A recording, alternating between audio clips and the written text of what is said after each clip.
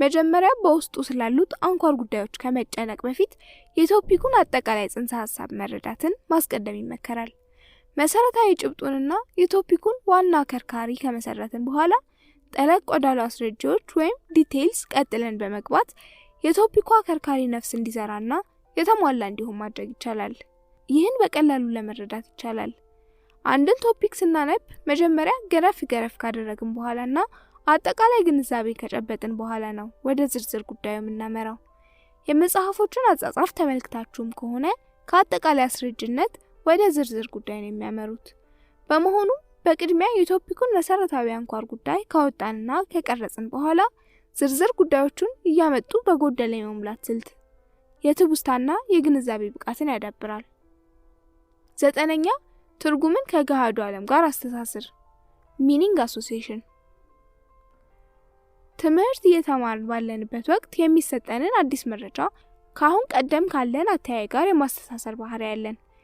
ለምሳሌ የተማርነውን መረጃ ከምንኖርበት አካባቢ ጋር፣ ከህሊናችን ቀደምት አመለካከት ጋር እንዲሁም ከምናባዊ ሐሳቦቻችን ጋር እያነጻጸርን እያጣመርንና እያስተሳሰርን እንሄዳለን።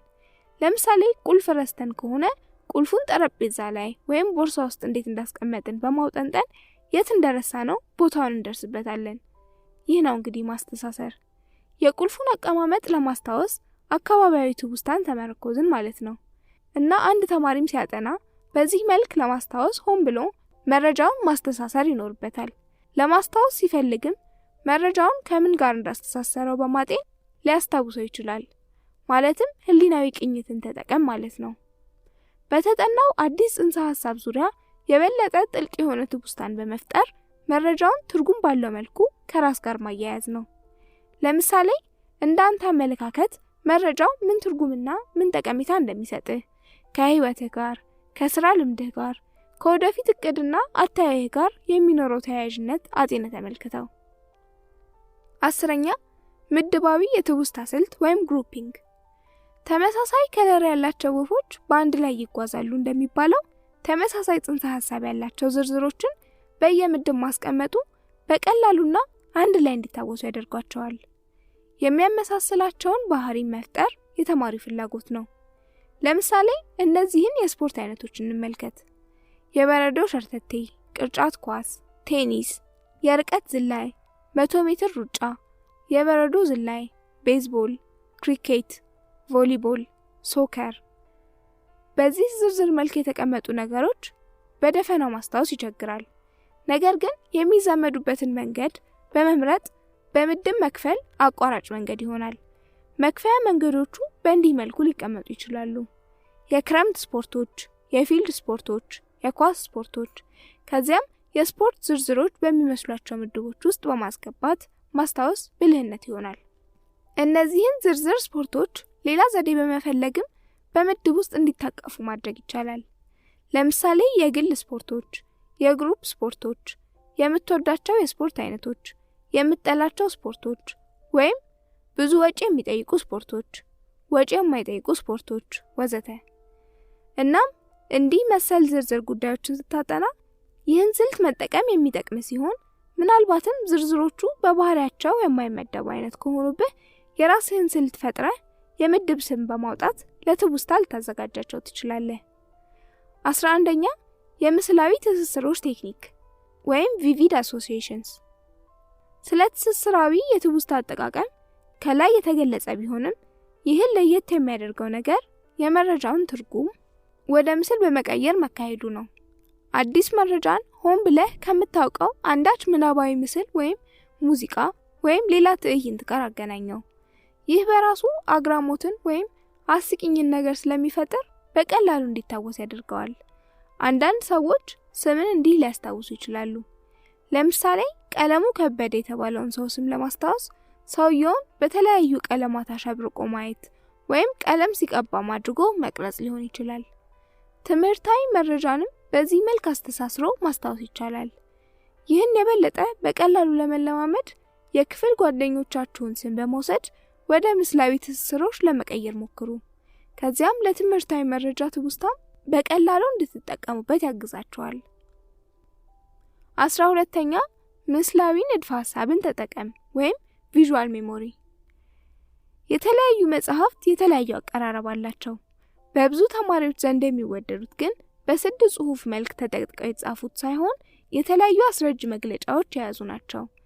ይህን አይነት መጽሐፍ የሚወዱት በቀላል ስለሚያስረዳቸው ብቻ አይደለም፣ በኋላም ለትውስታ ስለሚጠቅማቸው ጭምር እንጂ። በመሆኑም አንድን ቶፒክ በስድ ንባብ ወይም በስዕላዊ መግለጫ ብቻ ከተፈለገ ማቅረብ ይቻላል። አንድም ተማሪ ዝም ብሎ የቃላት ድርደራ ኖት አያያዝና የአጠናን ስልት ብቻ ከሚከተል መረጃውን ወደ ስዕላዊ መግለጫነት ሊቀይር ይችላል፣ ይገባልም። ስዕላዊ መግለጫዎች ሲባል ሰንጠረዥ፣ ዲያግራም፣ ግራፍ፣ ንድፋዊ ስዕል፣ ካርቱን፣ በቀስት ወይም አሮ የተደገፈ ትስስራዊ ንድፍ መስራት የመሳሰሉትን መጠቀም ወይም ስለሚጠናው ነገር በአእምሮ ውስጥ ስዕል መፍጠር። ይህ ስልት ከትውስታ አጋዥነቱን ባሻገር ሰብጀክቱን በጥልቀት እንድትረዳው በእጅጉ ይረዳል። 13ኛ በንግግር አረጋግጠው ወይም ቶክ ኢት አውት። ይህ አንድን ያጠናኸውን ቶፒክ ምን ያህል እንደተረዳኸው ከመጥቀሙም በላይ መረጃው በድምጽ መልክ ወደ ትውስታ ማህደር እንዲገባ ይረዳል። ንግግሩን ትንሽ ከፍ ባለ ድምጽና በራስህ ቃላትና አነጋገር ግለጸው። በዚህ መልክም ደጋግመው። አንዳንድ ተማሪዎች በደንብ አጥንተውት ሆኖ ሳለ ክፍል ውስጥ ሲጠየቁ ግን ፍጥጥ ሲሉ የሚታዩት ይህን ስልት ላልተጠቀሙበት ነው ባይናቸው የስነ ልቦና ጠቢባን። ይህ የሚከሰተው በፈተናም ላይ ነው። ምክንያቱም ቶፒኩን ያጠኑት በደራሲው ቋንቋ በመሆኑ ለማስታወስ የሚፈልጉትም በራሳቸው አባባል በመግለጽ ሳይሆን ባጠኑበት ቋንቋ ስለሆነ ይቸገራሉ።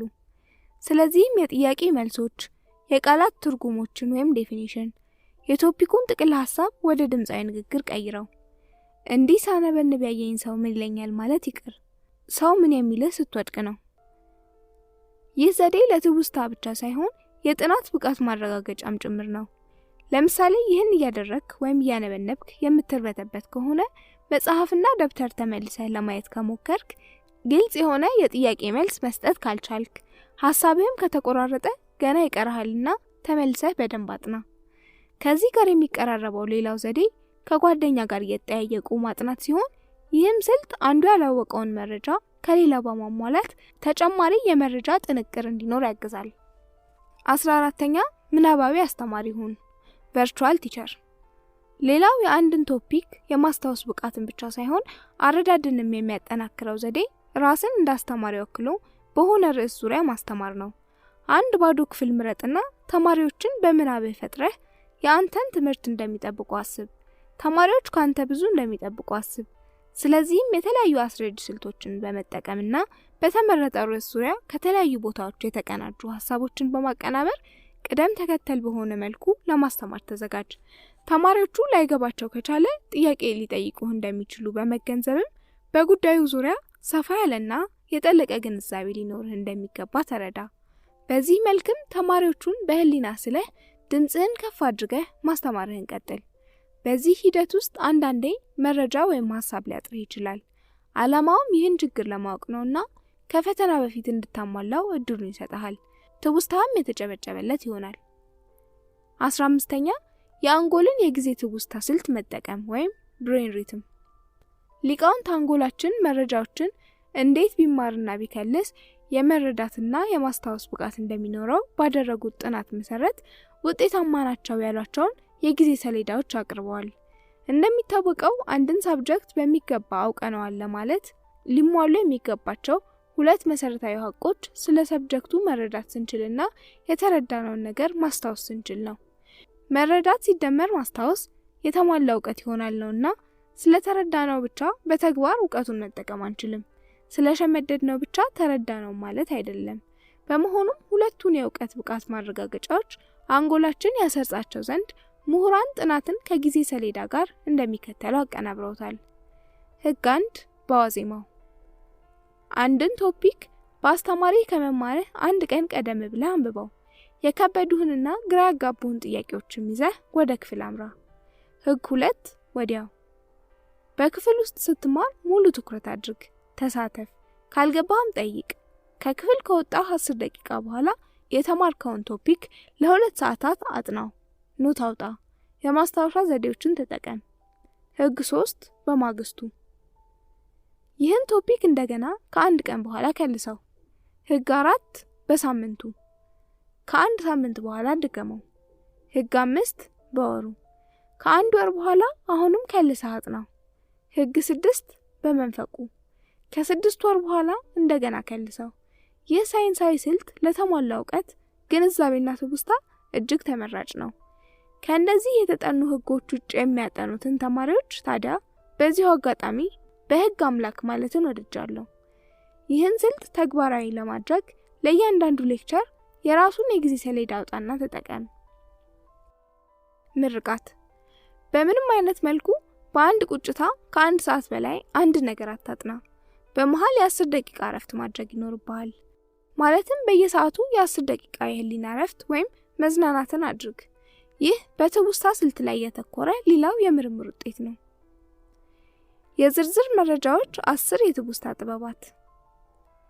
የተለያዩ የትምህርት አይነቶች በውስጣቸው የሚይዙት ወጥ የሆነ ጽንሰ ሐሳብን ብቻ አይደለም፣ በአንድ የሆነ ጉዳይ ዙሪያ አጠቃላይ ግንዛቤም ከማስጨበጣቸው በተጨማሪ ሊታወቁ የሚገቡ ዝርዝራዊ መረጃዎችንም ያካትታሉ።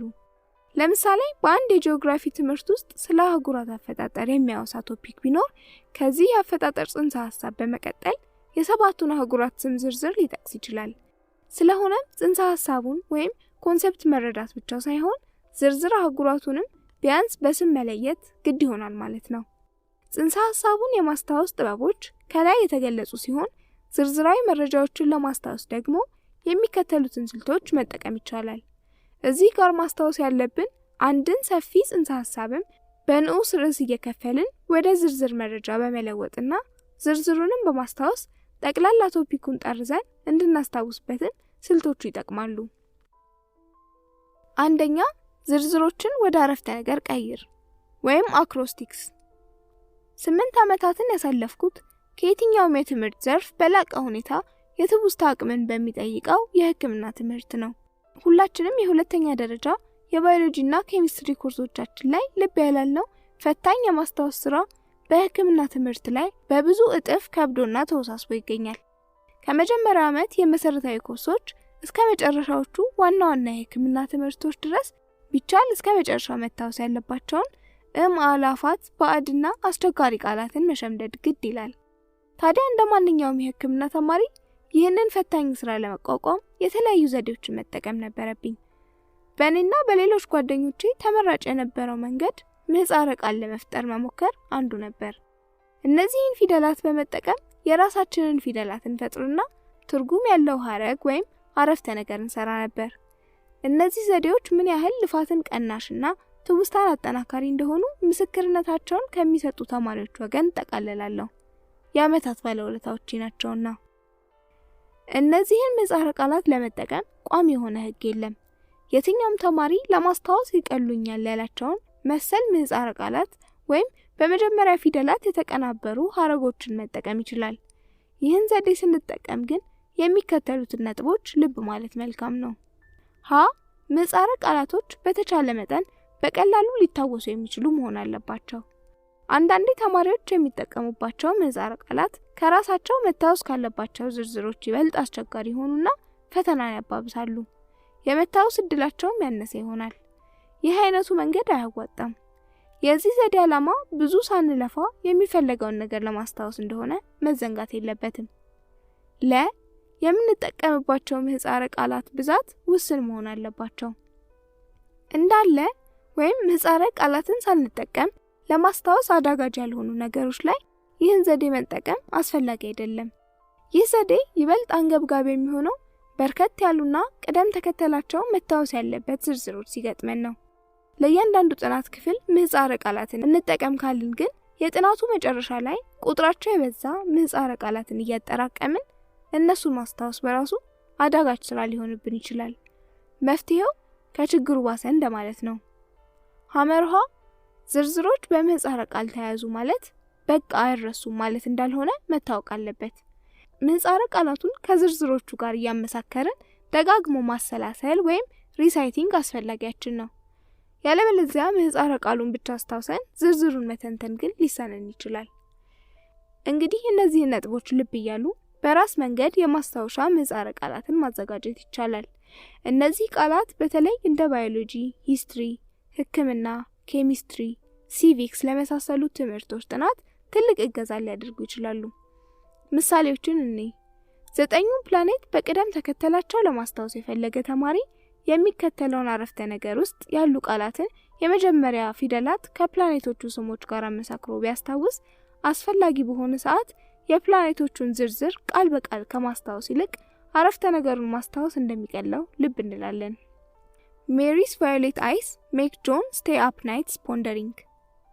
የመጀመሪያዎቹ ፊደላት የሚወክሉት ስሞች የሚከተለውን ይሆናል። ሜርኩሪ፣ ቬነስ፣ እርስ፣ ማርስ፣ ጁፒተር፣ ሳተርን፣ ዩራነስ፣ ኔፕቱን፣ ፕሉቶ። በሌላ ምሳሌ ደግሞ በኢትዮጵያ የሚገኙ ክልሎችን ለማስታወስ የሚከተለውን አረፍተ ነገር መጠቀም እንችላለን። These are anti-oppression societies building safe, healthy and democratic aggregation። ትንታኔውም የሚከተለውን ይሆናል። ትግራይ፣ አፋር፣ አምሃራ፣ ኦሮሚያ፣ ቤኒሻንጉል፣ ኤስኤንኤንፒ፣ ሐራሪ፣ ድሬዳዋ፣ አዲስ አበባ። በዚህኛው ምሳሌ ደግሞ ከአጼ ዮሐንስ እስከ ጠቅላይ ሚኒስትር መለስ ድረስ የነበሩትን መሪዎች ንጉስ፣ ፕሬዝዳንት፣ ጠቅላይ ሚኒስትር ከነ ቅደም ተከተላቸው ማስታወስ እንችላለን። The young man eagerly zipped his area through many zoo machines። ትንታኔውን ብናይ ቴዎድሮስ፣ ዮሐንስ፣ ሚኒሊክ፣ ኢያሱ፣ ዘውዲቱ፣ ኃይለ ሥላሴ፣ አማን፣ ተፈሪ፣ መንግስቱ፣ ተስፋዬ፣ መለስ ይሆናል። በዚህ መልኩ ለፈለግነው ዝርዝር አረፍተ ነገሮችን ማዋቀር እንችላለን። My dear Aunt ሰለሞን የሚለውን ማስታወሻ ለሂሳባዊ ቅደም ተከተላዊ አሰራር ማለትም multiply and divide before addition and subtraction። ሁለተኛ ዝርዝሮችን ወደ አንድ ቃል መለወጥ ወይም አክሮኒምስ። ይህ የትውስታ ስልት ዝርዝር የቃላት መረጃዎችን በአንድ ተለዋጭ ቃል ቀይሮ የሚካሄድ አይነት ነው። አስታውሹና ተለዋጩ ቃል ከዝርዝር ቃሎቹ የመጀመሪያ ፊደል ተወስዶ የተዋቀረ ነው። ለምሳሌ 7ቱ የብርሃን ቀለማት በቅደም ተከተል ሬድ፣ ኦሬንጅ፣ የሎ፣ ግሪን፣ ብሉ፣ ኢንዲጎ፣ ቫዮሌት ናቸው። ከላይ ወደ ታች የቃላቶቹን የመጀመሪያ ቃላት ወስደን ስንገጣጥማቸው ሮይ ጂቢቭ ወይም ከታች ወደ ላዩ ለመደርደር ቪብ ጋየር የሚሉ ቃላትን ይፈጥራሉ። በመሆኑም 7 ቃላት ከማስታወስ አንዱን ተለዋጭ ቃል ማስታወስ ሂደቱን ያቀለዋል ማለት ነው። ለምሳሌ ሌሎች ምሳሌዎች who World Health Organization፣ NASA North American Space Agency፣ NBA National Basketball Association። ይህ ዘዴ ለደረቅ ሽምደዳ እንጂ ለግንዛቤ ማዳበሪያ አይጠቅምም። ሽምደዳና ግንዛቤ የተለያዩ መሆናቸውን መረዳት ያስፈልጋል። አንዳንዶች መሸምደድ ስለቻሉ ብቻ ያውቁ ይመስላቸዋል። ሌላው ይህ የትውስታ ስልት ተደጋግሞ ካልተከለሰ ተለዋጩ የማስታወሻ ቃል ሊጠፋ ወይም ሊረሳ ይችላልና ጉድ መሆን አለ። ለምሳሌ ሮይ ጂቢቭ የተሰኘውን ተለዋጭ ቃል እንዳይረሳ ተደጋግሞ መከለስ አለበት። ማለትም አስታዋሹ ቃል መታወስ መቻሉን ማስታወስ ያስፈልጋል። ሶስተኛ ዜማዊ መዝሙርን መጠቀም ወይም rhymes and songs። ይህ ስልት ዝርዝራዊ መረጃዎችን ወደ ዜማዊ ፍሰት በመቀየር የምንጠቀምበት የማስታወሻ ዘዴ ነው። የሆሜርን ኦዲሴይ ታውቃላችሁ? መጽሐፉን አይታችሁት ከሆነ በጣም ብዙ ገጾች ያሉት ነው። የሚገርመው ነገር ግን በግሪክ አዛውንት ቃል በቃል ሲተረክ ይስተዋላል። ይህን በቃል ለማስታወስ ደግሞ ጽሑፉን በዜማ ደጋግመው ስለሚሉት ነው። የ2 እና 3 ዓመት ያጸደ ህፃናት ተማሪዎችን አይታችኋል? በሚገርም ሁኔታ አንድ ከቄስ ትምህርት ቤት አፈትልኮ አስኳላ ከገባ የ5ኛ ክፍል ተማሪ በበለጠ የኤቢሲዲ አልፋቤትን እስከ ዜድ ይዘልቁታል። ይሄው ማጸደ ህፃናት በገቡ በሁለተኛ ሳምንታቸው። ምስጢሩ ግን በዜማ መማራቸው ነበር። እኔም ማውቃት አንድ ተማሪ ነበረች። የኳድራቲክ ኢኩዌሽን ፎርሙላ y = ax² + bx + c በዜማ መልክ ዘፈን አውጥታ መሸምደድ ይችላ ነበር 10ኛ ክፍል እያለን። በተለይ ዘዴው ዜማ መፍጠር ለሚችሉ ተማሪዎች ከማስታወሻነቱ በተጨማሪ አዝናኝነት አለው። ዘፈን አይደል? እንዲሁም የግጥም አይነት ዘይቤ እንዲኖረው ማድረግ ይቻላል። ለምሳሌ 30 ቀናት ያላቸውን የነጮች ወራት ለማስታወስ 30 days have September፣ April፣ June and November። ዜማ መፍጠር ለማይችሉ ደግሞ የሚያውቁትን የዘፈን ዜማ መገልገል ይችላሉ። በኮፒራይት ህግ ላለመያዝ ግን እየተጠነቀቅን። አራተኛ አካባቢያዊ ትውስታን መጠቀም ወይም ሜተድስ ኦፍ ሎኪ። ይህ የትውስታ ቴክኒክ ከህዝብ ፊት ለሚደረግ ንግግር ጥንታውያን አፈቀላጤዎች ይጠቀሙበት የነበረ ነው። ዘዴው ተከታታይነት ያላቸውን ዝርዝር ወይም ሊስት መረጃዎች ማቀዳጀት፣ ምስላዊ የትውስታ ዘዴዎች የሚጠቀም እንዲሁም ማስተሳሰርን የሚጠቀም ነው። ይህን ዘዴ ከመጠቀምህ በፊት አንድ የታወቀና በተደጋጋሚ የምትጠቀምበትን ጎዳና ምረጥ። ከዚያም በጎዳናው መጀመሪያና መጨረሻ መካከል ያሉ ወሳኝና ቋሚ ምልክቶችን ለይተህ አስቀምጥ።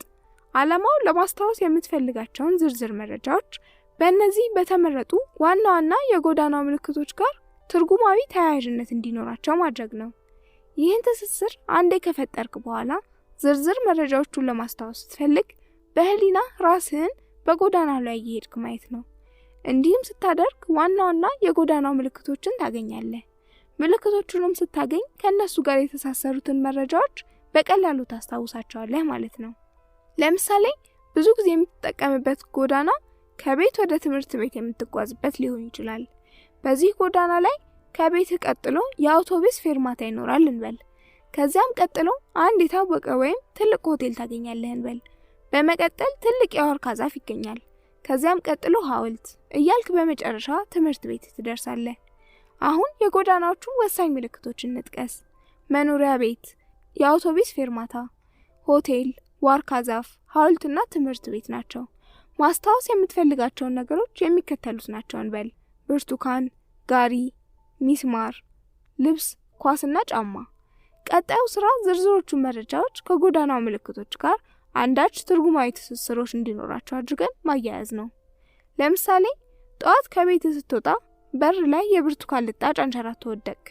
በአውቶቡስ ፌርማታው ላይ ጋሪና አውቶቡስ ሲጋጩ አየህ። ከዚያም የሆቴሉ ጣሪያ ተገንጥሎ በሚስማር ሲመታ አየህ። ዋርካው ዛፍ ላይ ልብስ ተሰጥቶም አየህ። ሐውልቱ ኳስ ይዞ አየህ። ትምህርት ቤቱም ለተማሪዎች ጫማ ሲያድልም አስተዋል። ይህ በምሳሌ የቀረበ ማያያዣ ነው። በሌላ ጊዜ ዝርዝሮቹን ለማስታወስ በአእምሮ ከቤት ወደ ትምህርት ቤት መጓዝ ነው። በዚህ የህሊና ጉዞ ወቅት ታዲያ ከቤት ስትነሳ ብርቱካኑ ትዝ ይልሃል። በአውቶቡስ ፌርማታው ስትደርስ ጋሪ ይታወሳል። ሆቴሉን ስታይ ሚስማር ይታወሳል። ዋርካው ደግሞ ልብስን ያስታውሳል። ሐውልቱ ኳስን፣ ትምህርት ቤቱም ጫማን። ይህ የትውስታ ስልት በዝርዝር መረጃዎች ብቻ ሳይሆን በህዝብ ፊትም የተለያዩ የንግግር ዝርዝር አጀንዳዎችን ወረቀት ሳይመለከቱ በቅደም ተከተል እንዲናገሩ ያግዛል። ተማሪዎችም አንድን የትምህርት አይነት ከመጀመሪያው እስከ መጨረሻ ያሉ ቶፒኮችን ጥቅል ስም በመስጠትና በመዘርዘር ሊያስታውሱበት ይችላሉ። ልብ መባል የሚገባው በጎዳና ምልክትነት ወይም ላንድ ማርክ የምንገለገልባቸው ቦታዎች ለመታወስ እንደተፈለገው ዝርዝር መረጃ ብዛት ሊያንሱም ሊበዙም ይችላሉ። ሌላው መተኮር ያለበት ነገር ቢኖር የምንመርጠው የጎዳና አይነት ግን በጣም የተለመደና በደንብ የምናውቀው መሆን መቻል አለበት፣ ምልክቶቹ በቀላሉ እንዲታወሱን። እንዲሁም መታወስ የሚገባቸውን መረጃዎች ከምልክቶቹ ጋር ከማስተሳሰራችን በፊት የቦታ ምልክቶቹን በሚገባ ማጥናት ያስፈልጋል። አምስተኛ ቤትህን ተጠቀም ወይም ሩም ቴክኒክ። ዘዴው ከላይ ካለው የትውስታ የቴክኒክ አጠቃቀም ጋር ተመሳሳይነት ያለው ሲሆን ልዩነቱ የአንድን መኖሪያ ክፍሎችን መጠቀሙ ላይ ነው። በአንድ ቤት ውስጥ ያሉ ወሳኝ ክፍሎችን መለየት ነው። ለምሳሌ መኝታ ቤት፣ አልጋን፣ መታጠቢያ ቤት፣ ሻወርን፣ መጸዳጃ ቤት፣ ማድ ቤት፣ ሳሎን በአመላካችነት መጠቀም ሲሆን የሚፈልገውን ዝርዝር መረጃም ከምልክቶቹ ጋር ማያያዝ ነው። ማስታወስ ሲፈለግም በእዝነ ህሊናችን በየክፍሉ በመጓዝ መረጃዎችን ማግኘት ይቻላል። ስድስተኛ ቁጥሮችን ተጠቀም። ነምበር ኦር ራይም ቴክኒክ። ይህ የትውስታ ቴክኒክ የቁጥሮችን መጠሪያ በመውሰድና ተመሳሳይ አጠራር ያላቸው ሌሎች ቃላቶችን መፍጠር ነው። ከዚያም እነዚህን ግዑዝ ነገሮች ወይም ማቴሪያልስ ልክ ከላይ እንዳሉት ዘዴዎች በማስተሳሰር መጠቀም ነው። ቁጥሮቹ 1 አነባበባቸው 1 ተመሳሳይ አነባበብ ቦን ወይም አጥንት። ቁጥሮቹ 2 አነባበባቸው 2 ተመሳሳይ አነባበብ ሹ ወይም ጫማ። 3 ቁጥሮቹ 3 አነባበባቸው 3 ተመሳሳይ አነባበብ ትሪ ወይም ዛፍ። ቁጥሮቹ 4 አነባበባቸው 4 ተመሳሳይ አነባበብ flower ወይም አበባ። ቁጥሮቹ 5 አነባበባቸው 5 ተመሳሳይ አነባበብ hive ወይም የንብ ቀፎ። ቁጥሮቹ 6 አነባበባቸው 6 ተመሳሳይ አነባበብ bricks ወይም ጡብ። ቁጥሮቹ 7 አነባበባቸው 7 ተመሳሳይ አነባበብ heaven ወይም ገነት። ቁጥሮቹ 8 አነባበባቸው 8 ተመሳሳይ አነባበብ gate ወይም በር። ቁጥሮቹ 9 አነባበባቸው 9 ተመሳሳይ አነባበብ ናይል ወይም የናይል ወንዝ። ቁጥሮቹ 10 አነባበባቸው 10 ተመሳሳይ አነባበብ ሄን ወይም ዶሮ። አሰራሩ በቅድሚያ ከቁጥሮቹ ጋር ተያያዥ የሆኑ ስያሜዎችን በሚገባ ይወቋቸው። ለምሳሌ 10 ቁጥር ሄን የሚወክል መሆኑን። ሁለተኛ ማስታወስ የሚፈልጉትን ዝርዝሮች ቁጥራቸው ከ10 የማይበልጡ ከላይ ካሉት የቁጥሮቹ መታወቂያ ቃላቶች ጋር በትርጉማዊ ቁርኝት ያስተሳስሯቸው። ሶስተኛ ዝርዝሩን ማስታወስ ሲፈለግ በቁጥሮቹ ቅደም ተከተል ከአንድ ጀምረው ወደ ታች ይቁጠሩ። ከዚያም በምስላዊ ትስስሮቹ አማካይነት ዝርዝሩን ማስታወስ ይቻላል፣ ልክ እንደ ሜቶድ ኦፍ ሎኪ የትውስታ ስልት። ሰባተኛ የቁጥር ቅርጾችን በመጠቀም ነምበር ሼፕ ሲስተም። ዘዴው ከላይ ካሉት ጋር የሚመሳሰል ሲሆን ልዩነቱ እዚህ ጋር ለዝርዝር ማስታወሻነት የምንጠቀምባቸው ማንተራሻ ምስሎች የቁጥር ቅርጾችን በመጠቀም መገልገል መቻላችን ነው። ማንኛውም ምስል ሌላ አንዳች የሚመስለው ነገር ይኖረዋል። እስኪ በዚህ መልክ ቁጥሮች እነማን እንደሚመስሉ እንመልከት። አንደኛ 1 የቆመ ሻማን ይመስላል። 2 ከእግር በቀር መጎጣፏ፣ ቆልማማ አንገቷና ላይኛው አካሏ ያሏት ሳጎን ትመስላለች። 3 ባለ ጥንድ ኮንኬቭ መነጽር ትመስላለች። 4 ያልተሟላች ቀስት ትመስላለች። 5 የልኳንዳ ቤቶች ስጋ መስቀያ ወይም ሜንጦ ትመስላለች። 6 የቴኒስ ኳስ ራኬትን ትመስላለች። 7 የገደል አፋፍ ትመስላለች። 8 ወገበ ቀጭን ሴት ትመስላለች። 9 ጅራታም ባሉን ወይም ፊኛ ትመስላለች። 10 ባለ አንድ ቀዳዳ ትመስላለች። በዚህም መሰረት 1 ሻማ፣ 2 ሰጎን፣ 3 መነጽር፣ 4 ቀስት፣ 5 ሜንጦ፣ 6 ራኬት፣ 7 ገደል፣ 8 ሴት፣ 9 ባሉን፣ 10 ቀዳዳ ይሆናሉ። ቀጣዩ ስራ መታወስ ያለባቸውን ዝርዝር መረጃዎች ከቁጥሮቹ ቅርጻዊ ስያሜዎች ጋር ምስላዊ ትስስሮችን መፍጠር ነው። 8ኛ የፊደላት ትውስታ ዘዴን መጠቀም አልፋቤት ሲስተም። ይህ ደግሞ ሌላኛው አይነት ስልት ሲሆን እዚህ ጋር ግን የማንተራሻ ስሞች የምናገኘው የአልፋቤቱን አነባበብ ወደ ቃል በመለወጥ ነው። የሚመሰረተው ቃል ግን ምናባዊ ወይም አብስትራክት ሳይሆን ተጨባጭ መሆን አለበት። ለምሳሌ A ኤርፕሌን፣ B ቢ፣ C ሲ፣ D ዲዝል ኤንጂን፣ E ኤል፣ F ፍሉዌንት፣ G ጂንስ፣ H ቦምብ፣ I J jet፣ K ኬክ፣ L ኤሌፋንት፣ M ኤምፕቲ፣ N ኤንትራንስ፣ O ኦክስ፣ P ፒ፣ Q ኩዊን፣ R አርክ፣ S ኤስኪሞ፣ T ቲ፣ U ዩትረስ፣ V vehicle፣ W www.com or internet፣ X x-ray፣ Y wire። ይህ ስልት ቢያንስ እስከ 26 ዝርዝር መረጃዎችን እንድናስታውስበት ይጠቅመናል። ከመጠቀማችን በፊት ግን ፊደላቱንና የሚወክሏቸውን ቃላት በሚገባ መገንዘብ ያስፈልጋል። በመቀጠል